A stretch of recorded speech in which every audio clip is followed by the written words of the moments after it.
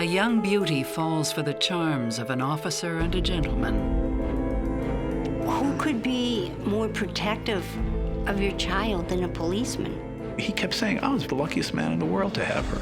But eventually she gets tired of the quiet life. There was a lot of love with them. I don't know what went wrong. I already found a place. It was something that she had that was her own. There were rumors at work. You can't confirm if they're true or not. He probably held on a little bit tighter. Love may be blind and marriage bliss, but divorce is murder.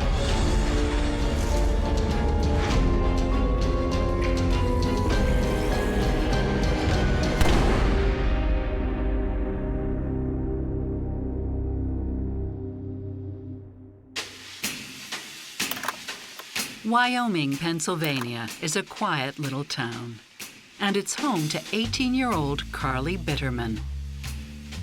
She was warm and funny and lighthearted. It was fun to be around her. Ugly hat! We could be silly together. She was always a hard worker. She was working at a local grocery store in the deli department. She was a typical, normal teenager, acted like she didn't have a care in the world. Carli isn't all fun and games. She decided she wanted to go into criminal justice.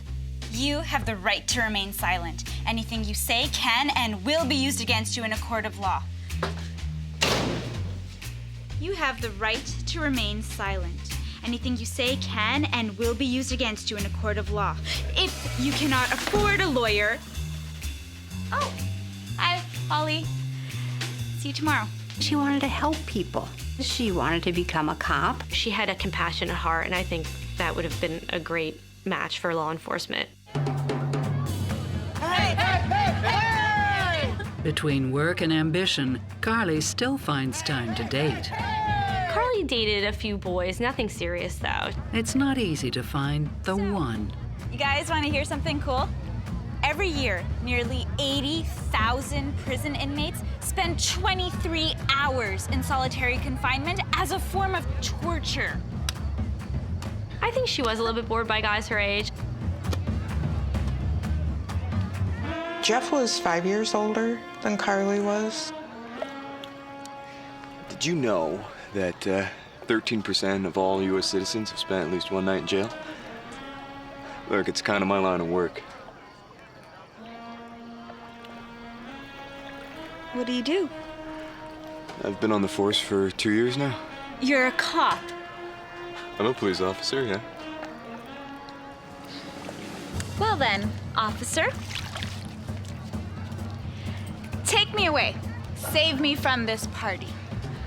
You have the right to remain silent. Some police officers you see that are, it's not just a job for them, and I think Jeffrey Dennis was one of those guys. I definitely think she was attracted by the law enforcement thing. It doesn't take long before they are practically joined at the hip. They were inseparable. They would go out for dinner. They would go to the movies. Carli's looking for somebody to help her in her life, and she immediately falls in love with Jeff, this big, strong police officer. He kept saying, I was a very lucky man. I considered myself the luckiest man in the world to have her. Soon, Jeff introduces Carli to his favorite pastime. Jeff loved hunting, so we got Carli into hunting. It was expensive to go to these hunting trips. Like $10,000 a couple. I don't know. That's not bad. Oh my God, he did it. Jeff taught her how to shoot. She was a girly girl. Carli was never into hunting when we were in high school. But I will say she was an outdoorsy type of person.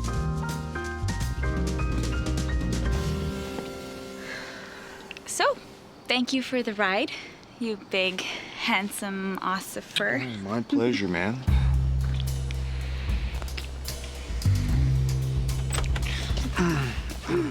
So, what's this? Mom, Dad, this is, Officer Jeff Dennis, sir, and ma'am. Found your daughter collecting cans from neighbors' garbages and thought it was wise to drop her off at home. Found him to be very nice, very intelligent, a good sense of humor. He became a part of the family.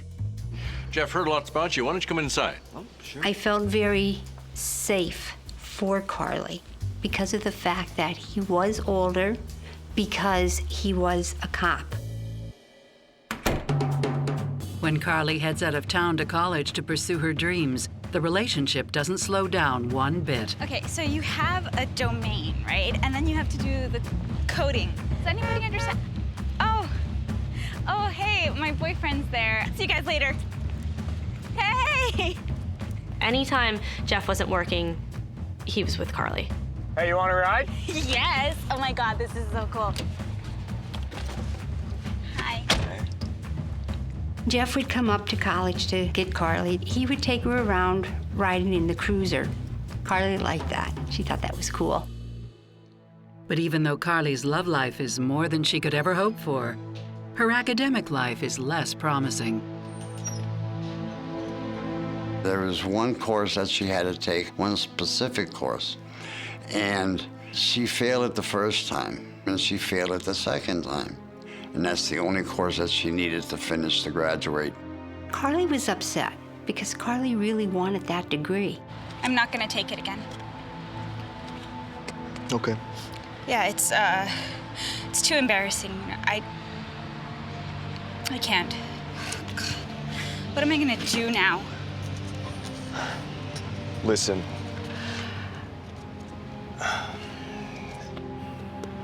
They're offering me full-time at work. Why don't you come with me? Really? Yeah. Yes. Yes. Yes, yes. You dropped your coffee. I don't care. I got what I want. She was giving up on her dream.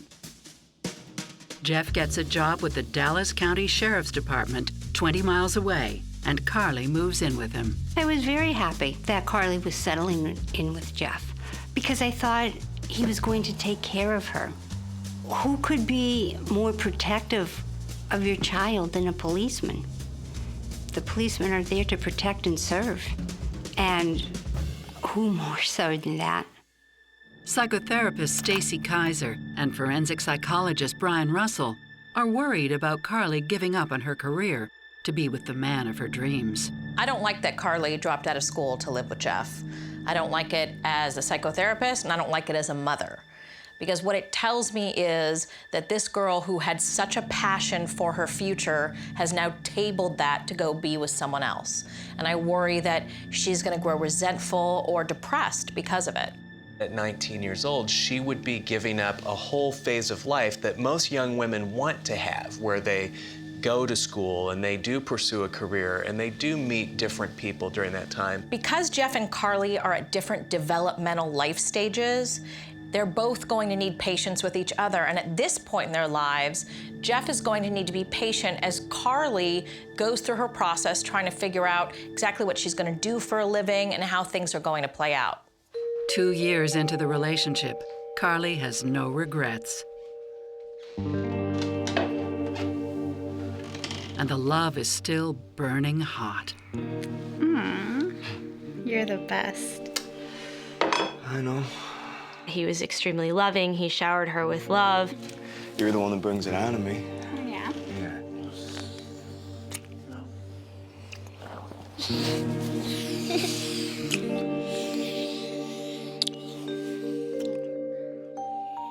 Even so, Carli misses her friends. I'm talking to her a great deal. I'm not seeing her a ton. It was mostly via email and phone calls at that point. We made plans for a day. It was gonna be a girls' day. We eventually got in the car and started driving down the main road, and no sooner were we driving, we're being pulled over by a police officer. It's Jeff. And the next thing I know, there's Jeff standing in his uniform. License and registration, please. License and registration, please. He's like trying to be all official police officer. And I'm like, what is going on?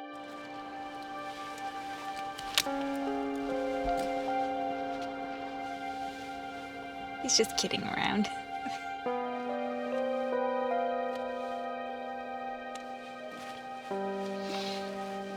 Well, she's got a clean record, so that's good.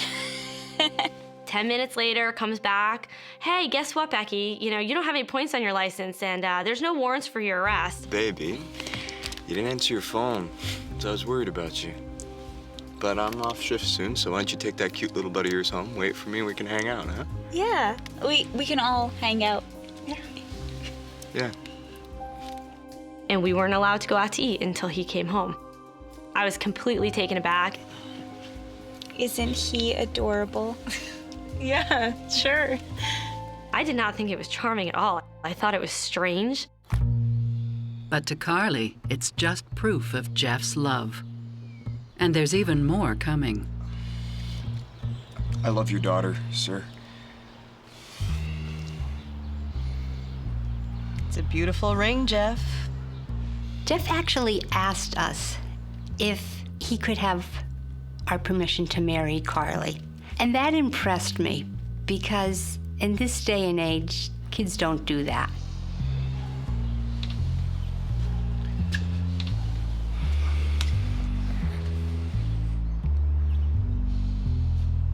Welcome to the family, Jeff. 3 years after meeting him, Carli marries the man of her dreams. They just look so happy. She was excited for a new part of her life, a new journey. But there will be hurdles, and the journey grows dark and dangerous. Carli has given up on an awful lot. Jeffrey Dennis's world is completely rocked.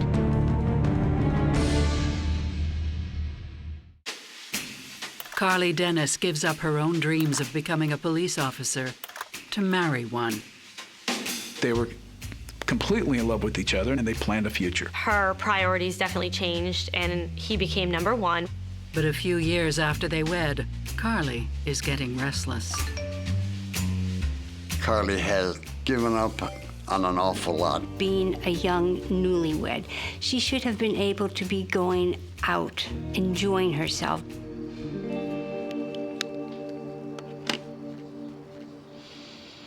Police officers have to work sometimes 24/7. They have to go on different shifts.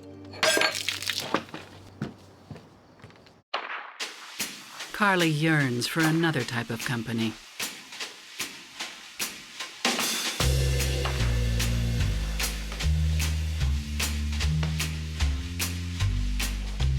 What's up? Well, I was thinking, you know how a lot of people our age are starting to have babies? All of Carli's life, she always wanted to have children. Well, I think the time is right for us. Babe, look, I just want you. I don't want to share you with anyone else in the world. He didn't want children. Carli is left reeling by the revelation. Then a tragedy turns her attention elsewhere. Her father had a heart attack in August of 2003. Jeff rushes her to the hospital, but can't or won't stand with her at her father's side. I can't go in there. Jeff didn't like hospitals. He was a germaphobic. Are you serious? She got quite upset. She told him that this is my father and I'm gonna go and see him.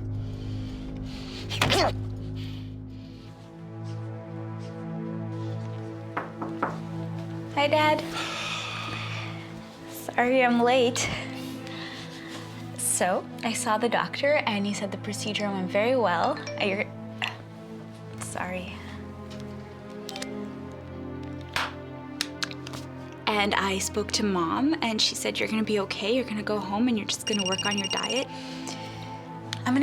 Just give me a second, Dad. Carli said, I don't want to leave Jeff sitting down here by himself. It was like kind of childish.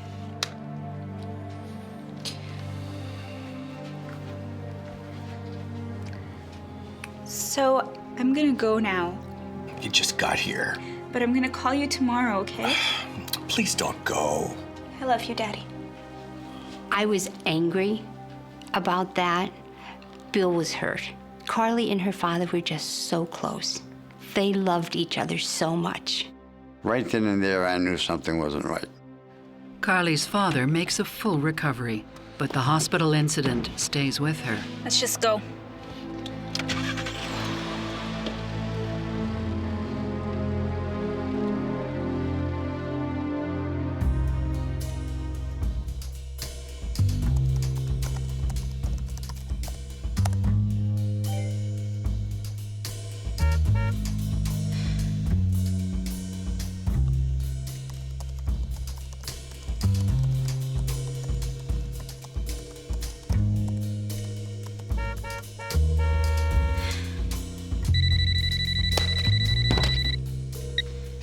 Jeff, I can see you. You don't need to call, too. From the outside, it looks great. But the problem is, from the inside, it seems that Carli can't do anything without Jeff. He took over everything because that's his style. Hold steady. All right, just hold steady. I know what I'm doing. They were involved in each other's life quite a bit, but it was his side that had to win. Carli was never into hunting when we were close in high school. Now, she was in a tree stand, or she was out at 4 o'clock in the morning, or she was freezing. You want me to reload? What I want is to do my own thing. Once happy to follow Jeff's whims, now she openly complains. Well, let's find you something to do then. Like what? Look, there's an opening at the 911 call center. Really?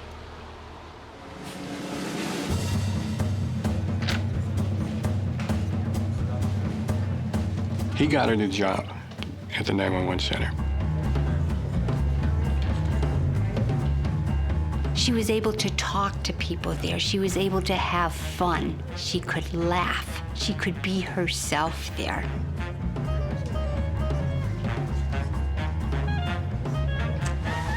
Bill, would you help me with my script, please? Sure. All right. 911 dispatch, what's your emergency? Oh, I understand, ma'am. There's a cat stuck in the tree. Oh, yes, I understand your neighbors are being too loud. What's that, sir? There's a gerbil in your...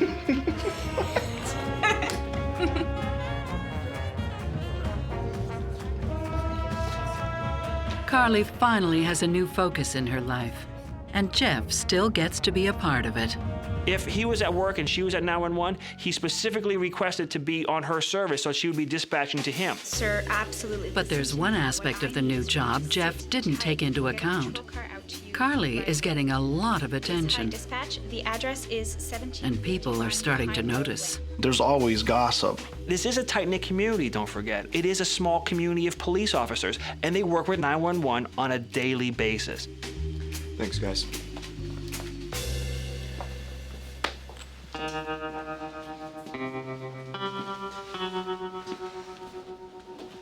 Jeff was very suspicious, and by nature, being a police officer, he wanted to know more. He wanted to learn more about what was going on.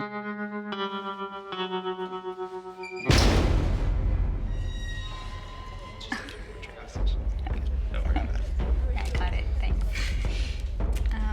You're a really good teacher. What?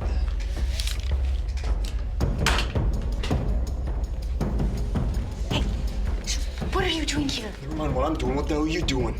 This is where I work. I don't like you talking to other guys like that. Hey, you have no right to come in here and talk to me like that. There's a standard in society how you handle things, and he was not shy about showing up at her work. I can talk to whoever I want to talk to. Come on, you can't be doing that. What the hell are you doing in the workplace like that? I would have to imagine it would be so embarrassing to have her husband coming to her job and fighting with her there. It caused stress and strain on the marriage, on the relationship.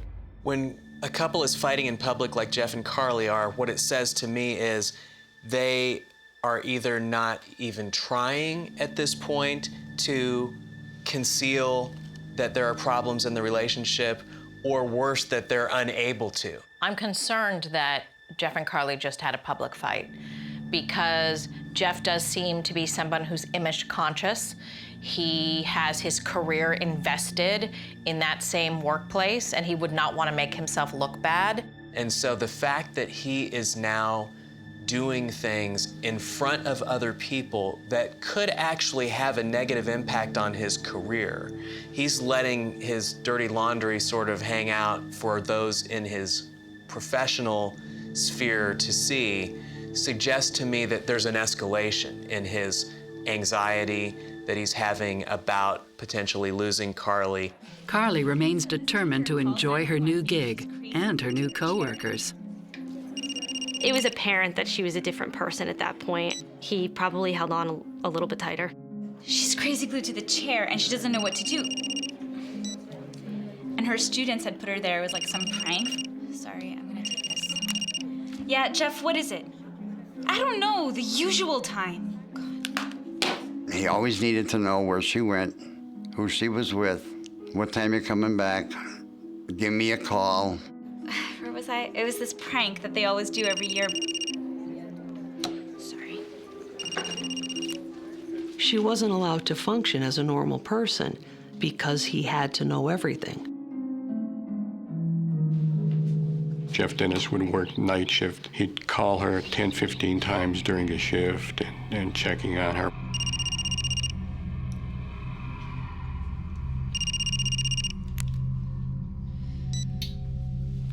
Jeff, it's late and I'm going to bed.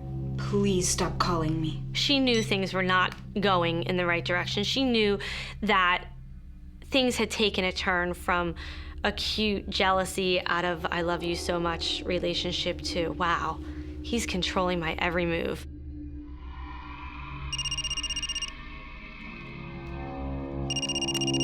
Stop calling me!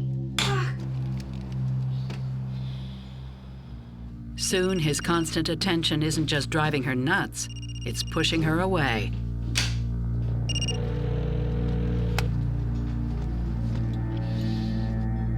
If Carli was asserting herself, I think it was the wrong way to go about it.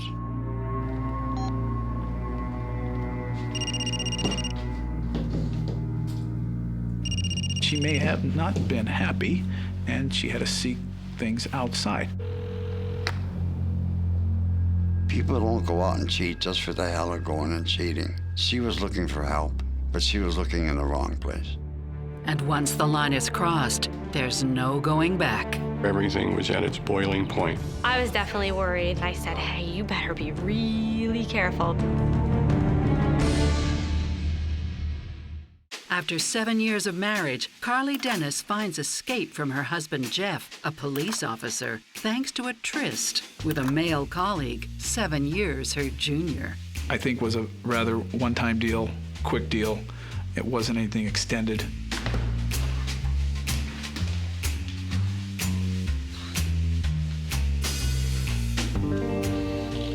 That was amazing, Carli. I think she needed that validation. She's just looking at her life. Hey, you know, wait a minute. I just look back at the last 10 years and I really haven't accomplished much. I need to go home. Yeah, sure, all right. Jeff doesn't know about the tryst, but he's suspicious that something is going on with someone. And yet again, he resolves to find out what and with whom. He went to her workplace. He talked to employees that she worked with and tried to get down to the bottom of it.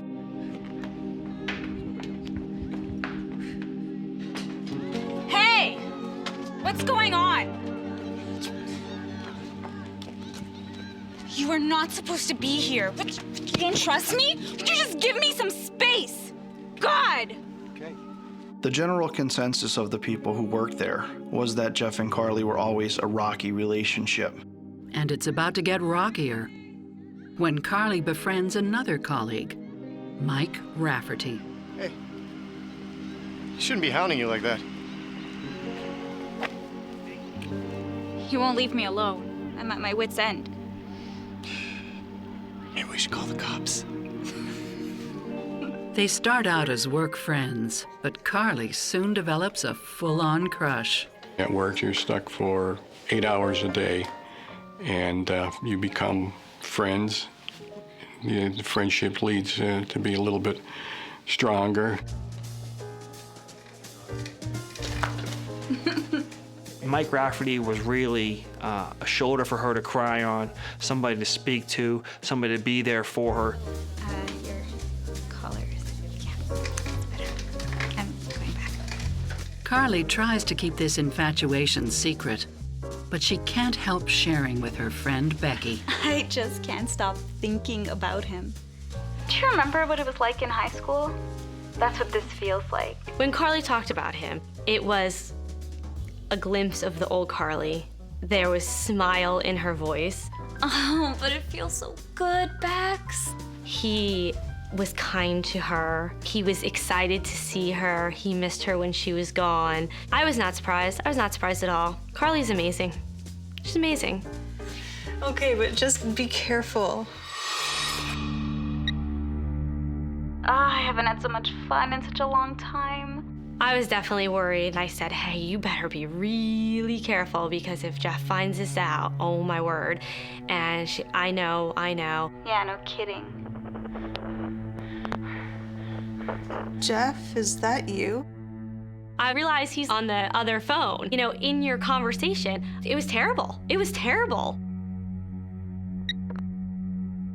And I'd be like, are you kidding me right now? I said, hey, you can't possibly be happy in this situation. And there were several times she finally broke and said, I'm not happy. This is horrible. I'll call you back when I'm alone.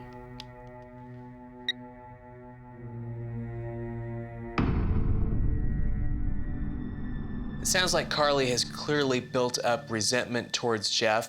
At the beginning of Jeff and Carli's relationship, I think she viewed his possessiveness and control as care and concern.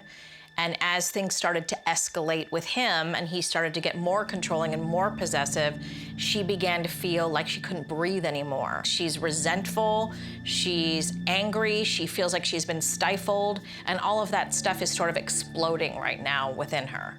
I think that while it does not justify cheating, it is certainly understandable that Carli is trying now to recapture something that she had lost, and it seems like she feels justified in doing it. Jeff justified that for her by behaving in an over-the-top, absurdly controlling way that sort of gave her the pretext or gave her the excuse to kind of jab at him in this very deeply personal way. Carli and Mike's affair hits a fevered pitch. She appeared to be in love. And Jeff is determined to find proof. I can only assume that he had some kind of inklings of the affair. Jeffrey Dennis was performing an investigation. He wanted to know the whole story. He wanted to know more and more.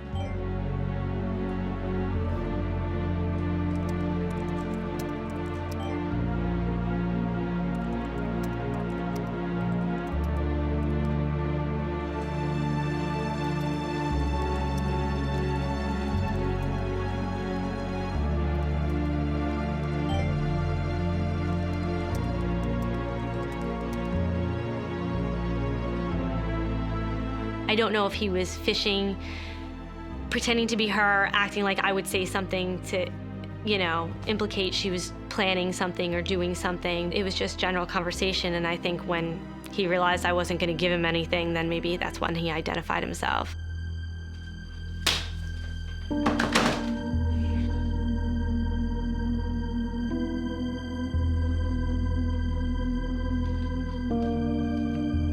Finally, he hits pay dirt. He found a receipt, and it was around Valentine's Day. And I believe there was a Valentine's Day card and a sexual lubricant. What the hell is this? Huh?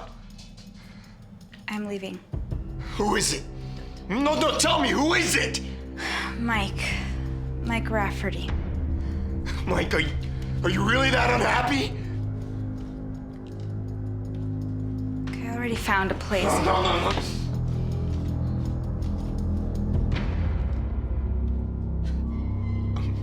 I'm not letting you go that easy. Look, I love you too much. His entire world has been shaken. This woman who he loves, who he adores, is now with another man.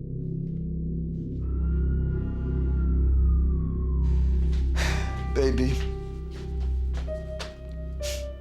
please don't leave me.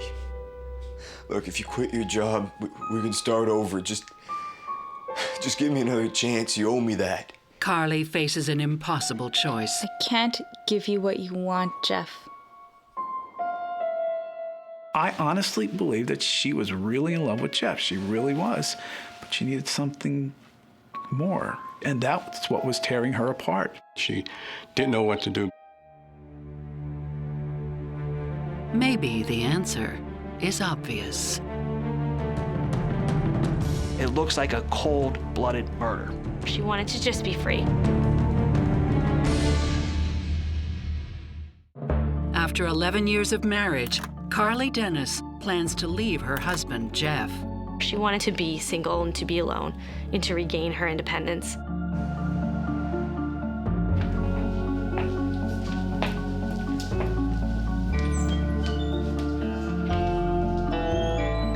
But Jeff can't or won't accept that. Jeff tells this guy, we're okay. We're okay. We're going to work through this.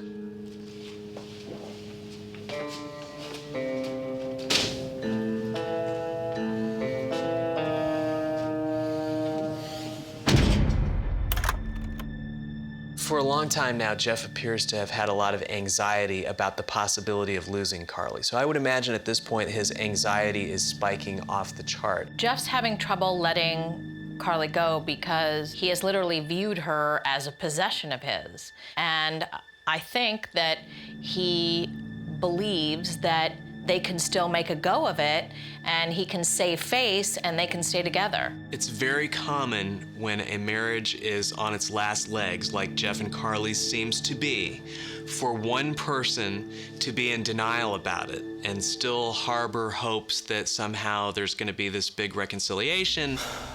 Jeff goes home one morning after working the night shift, intent on convincing Carli to stay by his side.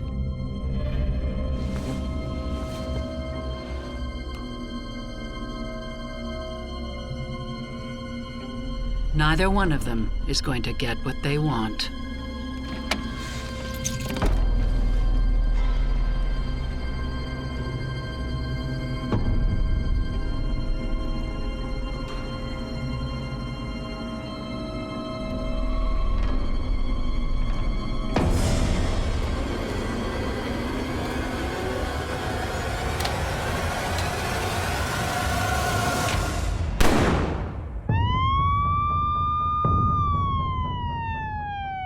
I was actually working the morning the 911 call came in.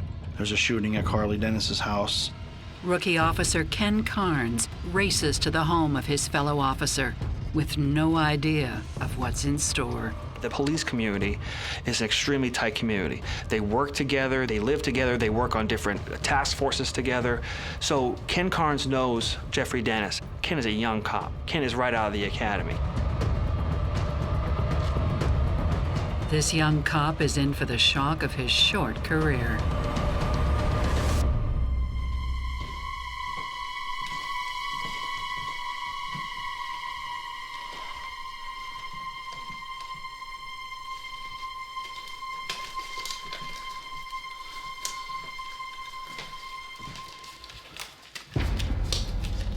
There was blood everywhere. On the bed, there was no headboard, so there was just a wall.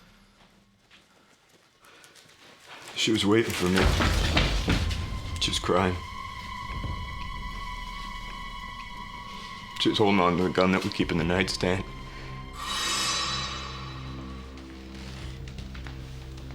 Jeff, I'm so sorry. Jeffrey Dennis said that he came home from his shift. Miss Dennis, Carli Dennis, is waiting up for him.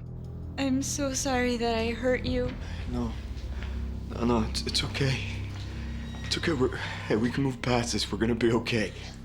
No, I screwed everything up. I hurt you so much.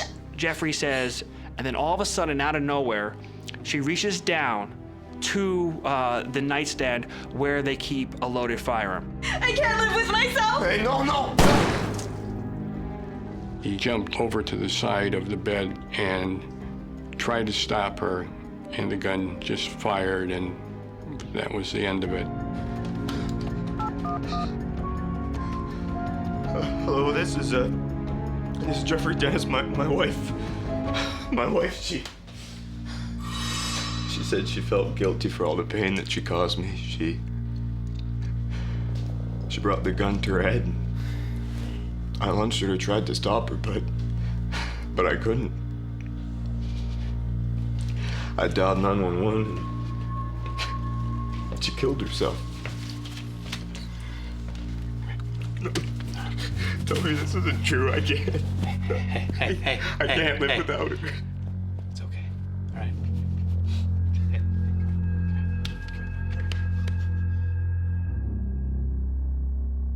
Bill and Sue Bitterman get the call every parent dreads. That's the day that my whole world just fell apart. And why would Carli kill herself? You know, when you're told something like that, your body just shuts down. You go into shock. You have no idea what to say. I just screamed. I fell to the floor. I'm screaming all over the place. Carli loved life so much.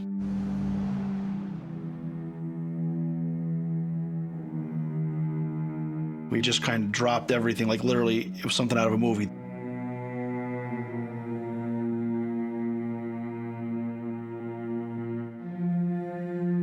As friends and co-workers try to cope, the newly minted Officer Carnes works the scene. He saw that the gun was on the side of the bed. It was on a nightstand. There was a bullet that was still in its casing that was standing up next to the gun. And the gun had been cleared and it was open, so the gun had been touched. By someone other than Carli.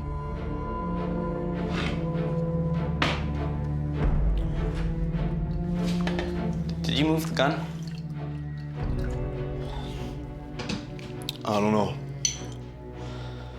I must have. I was on autopilot, I guess. My police instinct just took over. No! He claims he took the gun out from underneath her. When he did, he made the gun safe, as we call it. The firearm is locked in an open, safe position with the clip next to it and the bullet that was in the chamber standing on its end. This is Jeffrey Dennis, my wife. My wife, she... I just had to keep the gun safe, you know? Now that didn't make a lot of sense because there were no other people in the house. There were no children, there were no animals. So what was he making it safe for? From who? It was a gut reaction. Ken is fresh out of the academy, and one of the first things they tell you in the academy is at a crime scene, if you have a shooting, you never touch the gun. Carnes isn't sure what to make of his mentor's response, so he calls a superior officer. Carnes contacted our office and he asked for me, because I'm one of the homicide investigators. One of the things that we noticed is that the way and the position that the body was laying was not usually what you see in a suicide. There was also some blood droppings that were in the hallway.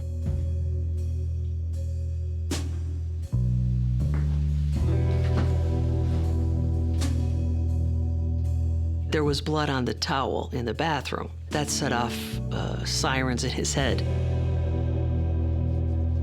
He said his wife was having an affair? With who?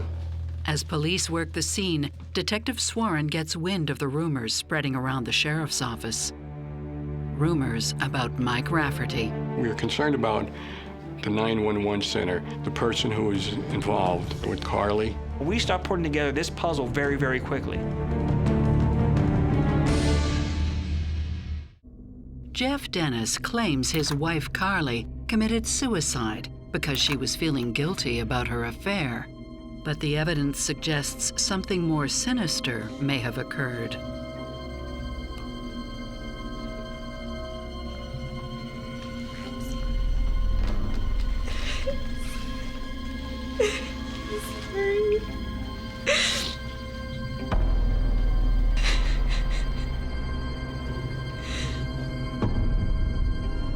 And it was very, very clear that this woman didn't kill herself. Question is, who did? At any crime scene, everything is possible. Nothing is ruled out. We look at everyone who may have been involved. Everyone was a suspect. Including Carli's lover, Mike Rafferty. We have to treat it as a suspicious death. That's how we have to start out. We are concerned about the 911 center, the person who was involved with Carli. Yes. We were having an affair. Not only does Mike admit to the affair, but just 1 week before, Jeff confronted him and threatened him. Mike! You stay the hell away from my wife. You watch yourself. You could get hurt. He said, I have friends in the mob. So could she. He also threatened Carli. Did she seem depressed to you? Did she ever talk about ending it? I never saw any signs that would lead me to believe that she was willing to harm herself or end her life in any way. She was a tough girl, and I don't think she would have done it to herself. There's no way. And then a fellow officer hears something that begs the question, is this the story of a good cop turned very bad?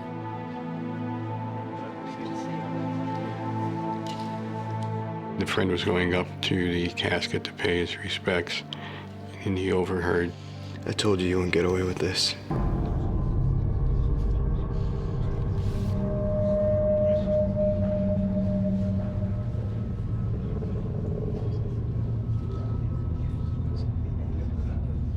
Blood spatter on the walls and Carli's body are not consistent with suicide. Mr. Dennis said that she was face up on the right side of the bed when she committed suicide.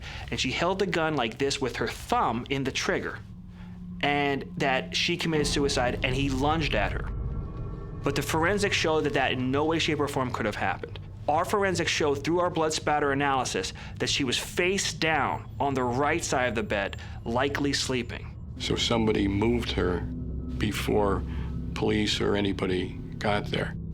Well, only one person could have done that. It doesn't look like a suicide. It looks like a cold-blooded murder. A week after Carli's death, police are waiting for Jeff. What's up, guys? What are you doing? Hey, what the hell are you doing? He was saying I would never do that to my Carli, but he did. He was a cold-blooded killer. Look, I didn't kill her. It was a suicide. I'm one of you guys. You're not one of us. And they told him that he was under arrest for killing Carli. I love my wife. I love my wife. Come on. I'm one of you guys. Come on. Come on, you guys know me. On February 26th, we believe he made that decision to take her life because she was leaving him. On the day in question, he worked the night shift. He generally would go home right after the shift was over. He stayed at the police station much longer than usual. He wanted to make sure she was asleep when he got home. If he was going to say this was a suicide, he couldn't take the risk of her fighting back or of her moving. Maybe he had more courage to do it while she was in her sleep.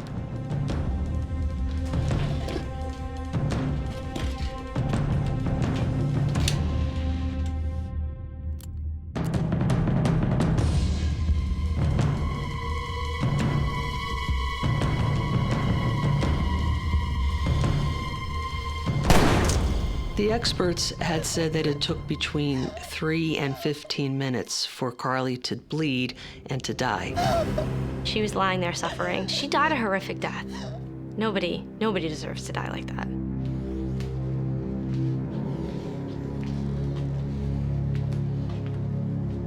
So during that time, he's doing all these things, washing his hands, clearing the gun. He wanted to touch the gun so that he could explain why his fingerprints were on the gun. Investigators believe Jeff chose this day to kill Carli because there was a rookie on duty who wouldn't ask any questions. We believe that he had been planning this at least to the extent that he wanted to know who was going to be on shift that night. But that plan backfired. For a young police officer to make that determination when faced with a fellow police officer is an amazing reaction by Ken Carnes. 20 months later, Jeffrey Dennis stands trial for first-degree murder. I think it was a shock to a lot of people. A lot of people believe in police officers. Investigators present a strong case to the jury, including a video recreation of the crime. After we collected the evidence, we found a company who would do some simulations for us, showing where he was at, where the victim was laying at that point. And they came up with a video. It takes only 2 hours for the jury to find Jeffrey Dennis guilty. He's sentenced to life in prison. No possibility of parole. Looking back on Jeff and Carli's relationship, there were a lot of warning signs.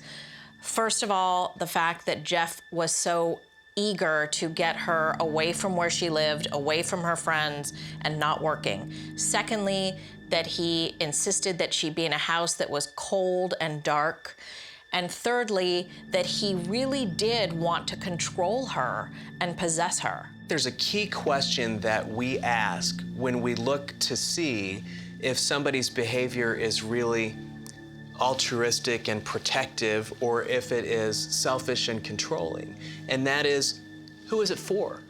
And in this case, all along, it looks like Jeff's behavior was mostly for Jeff's benefit, to tamp down the anxiety that he had about losing this woman that he was so infatuated with. It seems to me what ultimately led to Carli's death is Jeff's feeling of ownership over her and his belief that if he couldn't have her, no one could. Carli Bitterman is still dearly missed by family and friends. There was nothing more important in the world to me than Carli. Nothing. Not even my own life. I would have died in an instant for her. Carli was having an affair, so is that a reason to be murdered? 10 years later, I don't let people forget. She is a part of my life on a daily basis. There's not a day that goes by that I don't think about her.